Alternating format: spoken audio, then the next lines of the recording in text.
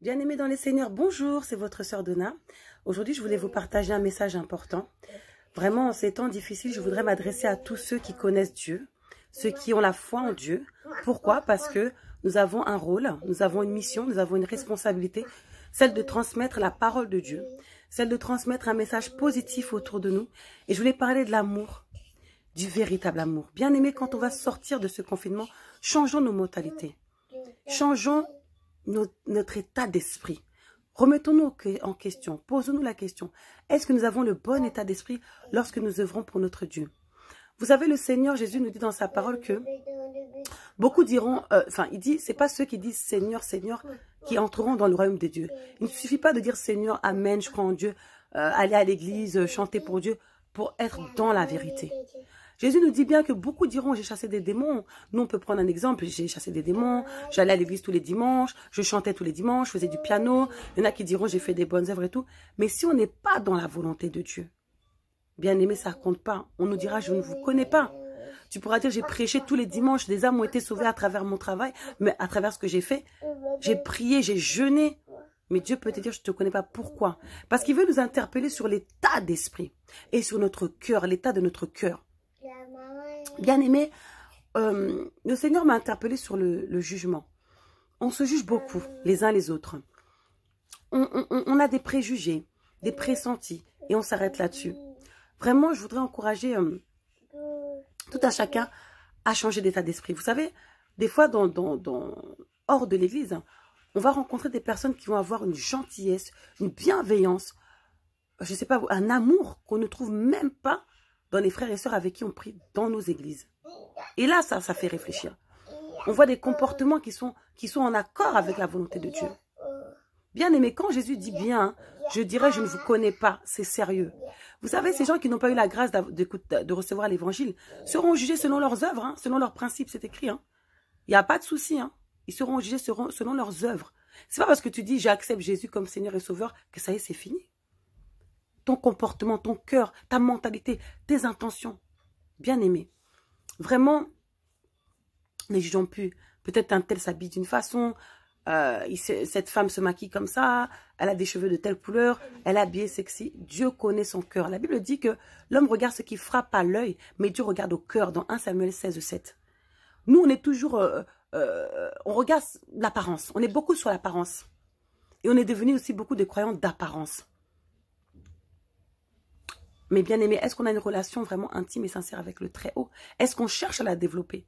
Bien aimé, c'est un travail qui se fait au quotidien. Ça s'entretient, une relation. Je voulais encourager vraiment mes frères et sœurs à préparer le déconfinement en changeant en fait. En disant, voilà, je vais servir Dieu mais d'une autre façon.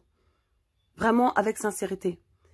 Le Seigneur m'a inspiré sur le rôle du leader, de l'encadrant, du berger.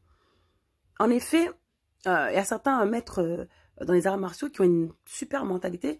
C'est qu'en fait, pour eux, un bon maître, c'est un maître qui est un élève, qui arrive à avoir son niveau, voire le dépasser. Il a ce désir-là. Mais nous, on est comme des dictateurs. On ne veut pas que les autres nous dépassent ou fassent mieux que nous. On est toujours là à vouloir être dans la concurrence, impressionner, prouver et tout. Bien aimé. Cherchons à plaire à Dieu, à impressionner Dieu par notre sainteté. Ça, c'est un vrai challenge. Bien aimé. Changeons, tout simplement. Changeons. Aimons en vérité. Aimons. Apprenons à aimer. Et c'est qu'il n'y a que la puissance de Dieu, l'Esprit de Dieu qui pourra nous aider. Mais il faut le désirer, alors il faut le demander. Si on le désire, on doit le demander. Et comme dit la parole, demandez et on vous donnera. Des fois, on vous dit, vous ne recevez pas parce que vous priez mal. Qu'est-ce qu'on demande dans nos prières? Est-ce qu'on demande des choses terrestres seulement ou des choses célestes aussi? Demandons à avoir un cœur pur, à avoir la sagesse, à connaître Dieu, à avancer avec Dieu, à plaire à Dieu. C'est ça la clé, la base qui nous fera... Vous savez, quand nous cherchons ces choses-là, même ce qu'on n'a pas demandé, Dieu nous le donne pour notre vie. Bien aimé, je vais vous parler du coup de l'amour. Mais avant de vous lire ce message que le Seigneur m'a transmis hier et que j'avais partagé avec une sœur à moi, c'est... vous savez, par rapport au verset encore, là, je reviens sur ce verset-là, où Jésus dit, voilà, c'est pas ceux qui disent Seigneur, Seigneur. Ne croyez pas qu'en disant seulement Seigneur, Seigneur, que vous accéderez au royaume des cieux. C'est un grand message. Il y a une parabole que j'ai reprise et que j'aime beaucoup. C'est dans Luc, chapitre 14, versets 12 à 24, mais je vais prendre à partir du Luc 14, verset 16. Et Jésus lui répondit, un homme donna un grand souper, et il invita beaucoup de gens. À l'heure du souper, il envoya son serviteur dire aux conviés, retenez bien, venez, car tout est déjà prêt. Mais tous, unanimement, se mirent à s'excuser. Le premier lui dit, j'ai acheté un champ et je suis obligé d'aller le voir. Excusez-moi, je te prie. Un autre dit, j'ai acheté 5 paires de bœufs et je vais les essayer. Excusez-moi, je te prie. Un autre dit, je viens de me marier et c'est pourquoi je ne puis aller. Le serviteur de retour rapportait ces choses à son maître. Alors le maître de la maison, irrité, dit à son serviteur, va promptement dans les places et dans les rues de la ville et amène ici les pauvres, les estropiés, les aveuglés et les boiteux. Le serviteur dit, maître, ce que tu as ordonné a été fait. Il y a encore de la place. Et le maître dit au serviteur, va dans les chemins et le long des haies, et ce que tu trouveras, contrains-les d'entrer, afin que ma maison soit remplie. Car je vous le dis, aucun de ces hommes qui avaient été invités ne goûtera de mon souper. Bien-aimés, quand on parle des gens qui avaient été invités, des gens qui avaient été conviés, c'est nous, les croyants, nous qui connaissons la parole de Dieu, donc qui avons, normalement, logiquement, la responsabilité de marcher selon la volonté de Dieu. Et bien là, quelque part, on nous fait comprendre que nous qui avions été choisis, qui avons été appelés, on n'a pas accepté ce dîner. On n'a pas accepté de marcher dans la volonté de Dieu. On n'a pas accepté l'invitation sincère de Dieu. Et au final, qu'est-ce qui va se passer? Dieu va faire rentrer dans ce royaume des personnes que nous-mêmes, on aura peut-être jugé de « Oh, lui, aux yeux de Dieu, il connaît pas, il n'est pas compétent, il n'est pas dans la droiture. » Peut-être qu'il y aura une personne, je ne sais pas, par nécessité, qui fait de la prostitution pour nourrir ses enfants, qui n'a pas la sagesse et ni la volonté de faire autre chose, mais peut-être Dieu va la pardonner. Dieu est le juste juge, hein. Dieu connaît, Dieu n'a pas le même regard que nous. La parole dit que ses pensées ne sont pas nos pensées. Parce que peut-être que cette prostituée, elle a un cœur que toi qui vas tous les dimanches à l'église, du 1er janvier au 31, tu n'as pas. Peut-être que cette prostituée, elle a cet amour du prochain, cette générosité, cette pureté du cœur que toi tu n'as pas. Peut-être son corps est souillé, elle fait des péchés, elle salit sa chair, mais son cœur est pur. Bien aimé, Dieu regarde au cœur. Dieu regarde au cœur. Bien-aimé, toi qui connais la parole, purifie ton cœur. C'est le moment. Le cœur, c'est la base, c'est la clé de tout. Avant de chercher des onctions, c'est le cœur. J'avais déjà fait un statut sur ma page, sur la page AECF TV Facebook. Vraiment, ça revient toujours ce message. Je vais vous partager le message que Dieu m'avait inspiré et que j'ai envoyé à ma sœur hier. Parce qu'on prie ensemble et tout. J'ai une sœur avec qui nous prions ensemble. Et voilà le partage que Dieu m'a donné. Alors, je te partage le message qui t'est adressé et qui est adressé à l'ensemble des bergers. Ton but est de ressembler chaque jour de plus en plus à notre modèle parfait, le Christ. Donc ce travail se fait au quotidien. La base, c'est le cœur. Qu'est-ce qu'on doit y trouver? L'amour. Plus précisément, l'amour divin, pas celui de ce monde. Cet amour qui te pousse à aimer réellement toute personne sans la juger, à désirer le salut des âmes de tous, à prier pour tous, à enseigner toute personne et à donner de l'amour à tous sans privilégier qui que ce soit, à corriger ton prochain avec douceur, sans jugement et à dire la vérité pour le bien de ton prochain, à corriger ton prochain par amour. Par amour. C'est pas dans ton cœur, tu dis, par exemple, tu dis, ah, cette fille-là, vraiment, c'est vraiment une débauchée. Mais tu vas devant elle, ma sœur, mais dans ton cœur, tu penses le mal, bien aimé. Dans ton cœur aussi, dans tes pensées aussi, tu dois être pur. Tu dois aider ton prochain avec amour, sans le juger. C'est Dieu qui juge. Parce que toi aussi, tu seras jugé de la façon dont tu juges. Tu aimeras ton Dieu de tout ton cœur, de toute ton âme et de toute ta pensée. Donc là, Dieu nous rappelle qu'au niveau des commandements, Jésus-Christ a résumé les 10 commandements en 2 commandements. Le premier, c'est tu aimeras ton Dieu de tout ton cœur, toute ton âme et toute ta pensée. Et j'invite tout un chacun à faire cette prière. Dieu, aide-moi, apprends-moi. Comment t'aimer de tout mon cœur, toute mon âme, toute ma pensée? Guide-moi, dirige-moi. Dieu va te guider, bien-aimé. Et le deuxième, c'est, dans Marc 12, 31, voici le second. Tu aimeras ton prochain comme toi-même. Il n'y a pas d'autre commandement plus grand que cela. L'un ne va pas sans l'autre. Tu ne peux pas dire j'aime Dieu, j'aime pas mon prochain. L'amour est la base. C'est pour cela que Dieu commence par ce thème avec toi. Et beaucoup oublient cette base ou la prennent à la légère. L'amour est un pouvoir qui détruit les plans de l'ennemi. Véritablement, sans l'amour, on n'est rien. Dans 1 Corinthiens 13, 2, qu'est-ce qu'on trouve? Quand j'aurai le don de la prophétie, la science de tous les mystères et toute la connaissance, quand j'aurai même toute la foi jusqu'à transporter les montagnes, si je n'ai pas l'amour, je ne suis rien.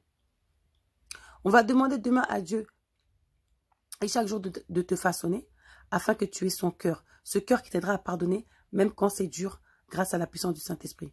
Quelles sont les intentions quand tu œuvres? La réponse est le salut des âmes par amour pour ton prochain. Comme un avocat intercède pour ton prochain avec un profond désir qu'il soit sauvé. Bats-toi avec amour quand tu pries pour quelqu'un. Quand tu pries, prier pour quelqu'un, c'est un acte d'amour. Hein. On ne peut pas prier pour quelqu'un comme ça. On prie avec le souhait que la personne pour qui nous prions ait la victoire. Dieu veut des adorateurs qui adorent en esprit et en vérité. En vérité, c'est avec sincérité, donc avec bon cœur, donc avec amour, car Dieu est amour. Quand tu fais quelque chose avec amour, c'est sincère. L'Esprit de Dieu agira dans sa plénitude en toi avec cette équation de la nature, car tu sèmes avec amour sans intérêt, sans rechercher la gloire, et naturellement tu récolteras les bons fruits qui glorifieront ton Dieu, et Dieu t'élèvera. La Bible dit, rabaisse-toi, Dieu t'élèvera. La pureté du cœur, c'est la base. Quand je fais une œuvre, quelle est mon intention? Voilà, bien-aimés, vous qui servez Dieu, quand vous faites quelque chose, quelles sont vos intentions? Vous montrez, vous glorifiez? Montrez votre sagesse? Elle ne vous appartient pas, cette sagesse, elle vient de Dieu. Alors pourquoi vous glorifiez-vous? Cette question permet la remise en question et la progression. Quand tu œuvres, pose-toi la question, quelle est mon intention? Le salut des âmes ou me glorifier? Quelques versets pour t'accompagner. Matthieu 6, 21. Car là où est ton cœur, là aussi sera ton trésor. Ton trésor bien-aimé, c'est l'amour. Dieu regarde dans ton cœur, ainsi garde précieusement ton cœur. C'est là où les forces du mal attaquent. Il est écrit dans 1 Samuel 16, 7. L'Éternel ne considère pas ce que l'homme considère. L'homme regarde à ceux qui frappent aux yeux, mais l'Éternel regarde au cœur. Protège tes pensées, bien-aimé. Matthieu 15, 19. Car c'est du cœur que viennent les mauvaises pensées. Les meurtres, les adultères, les impudicités, les vols, les faux témoignages, les calomnies. Oui, parce que tout commence par le cœur. La pensée, avant d'agir, tout est dans la pensée. Bien-aimé, garde ton cœur pur, garde tes pensées pures. Et enfin, pour déjouer le plan de l'ennemi, préserve ton cœur. Il est écrit dans Proverbe 4, 23. Garde ton cœur plus que toute chose, car de lui viennent les sources de la vie. Désire le cœur de Dieu, bien-aimé, toi qui écoutes ce message. Demande à Dieu son cœur, son regard. Quand tu regardes quelqu'un, dis, mon Dieu, quand je regarde quelqu'un, je ne vais pas le regarder comme moi je le regarde. Je le regarde avec ton regard. Apprends-moi à aimer, à m'intéresser aux gens vraiment. Parce que quand tu encadres, quand tu accompagnes, tu t'intéresses aux gens. Pose des questions, tu suis. Pas par curiosité ou pour juger, se moquer ou aller tout répéter derrière, mais vraiment pour le bien de cette personne. Si tu demandes de tout ton cœur au Père ce trésor divin et puissant qui est l'amour élevé de Dieu, alors il te le révélera chaque jour de plus en plus. Car je répète, Dieu est tellement élevé que nous devons être humbles et comprendre qu'avoir le cœur de Dieu est le travail de toute une vie. On est tellement des fois zélés, orgueilleux. Moi, c'est bon, j'ai tout compris. Moi, j'ai le cœur de Dieu. Non, c'est un travail de toute une vie. Chaque matin, c'est une nouvelle opportunité pour avancer. Dieu, il est infini. Chaque jour, on a l'opportunité de progresser, d'évoluer. Donc, vraiment, bien-aimé, je t'encourage. J'essaie de faire court, mais je t'encourage à chercher à avoir le cœur de Dieu. Quand tu œuvres, quand tu sers, quand tu œuvres, quand tu pries, aie un cœur entièrement dévoué. Prie pour avoir ce cœur-là. Dieu est capable, son esprit saint te façonnera. Son esprit puissant te façonnera. Sa puissance te façonnera, te changera, si tu le souhaites vraiment. Parce que la Bible dit que à celui qui me cherche de tout son cœur, je me laisse trouver. Dieu se révèle à celui qui le cherche de tout leur cœur. Est-ce que vraiment tu le cherches de tout ton cœur? C'est fort, hein, tout ton cœur. Hein. Est-ce que tu le cherches de tout ton cœur, bien-aimé? Commence à t'agenouiller. Dis, Père, je ne te connais pas. J'entends parler de toi. Ou peut-être que tu connais déjà Dieu. Père, je te connais. Je prie, je te sers. Mais je me remets en question aujourd'hui. Je veux être encore plus proche de toi. Plus agréable à tes yeux. Je veux être sincère dans mon cœur. Je le suis déjà, mais je veux être encore plus sincère. Je suis humble. Je veux être encore plus humble. Parce que toi, tu es infini. Avec toi, j'ai jamais fini. Je sais que j'ai encore beaucoup à apprendre.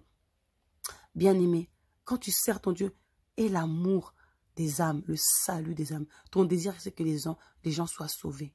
Après, il y en a qui n'écoutent pas. Comme dit la parole, tu pries, tu conseilles, t'enseignes. La personne qui n'écoute pas une fois, deux fois, trois fois, comme dit la parole de Dieu, après tu la laisses. Tu dis, Dieu, moi j'ai fait ce que j'ai pu. Je te laisse faire le reste. Tout est une question de choix. Parce que Dieu ne force pas. Dieu ne force pas, il ne violera pas ton esprit. On va t'enseigner. Bien-aimé, toi qui m'écoutes, peut-être qu'on t'enseigne. Tu ne veux pas écouter, tu veux rester têtu. Tu préfères sauter dans la gueule du loup. Tu préfères le feu, la misère. Ah, c'est ton choix. Mais quand tu as quelqu'un à côté de toi qui t'enseigne une bonne parole, qui veut ton bien, bien-aimé, ouvre ton cœur. Fais le bon choix. Choisis la bonne part. Sois béni. Amen.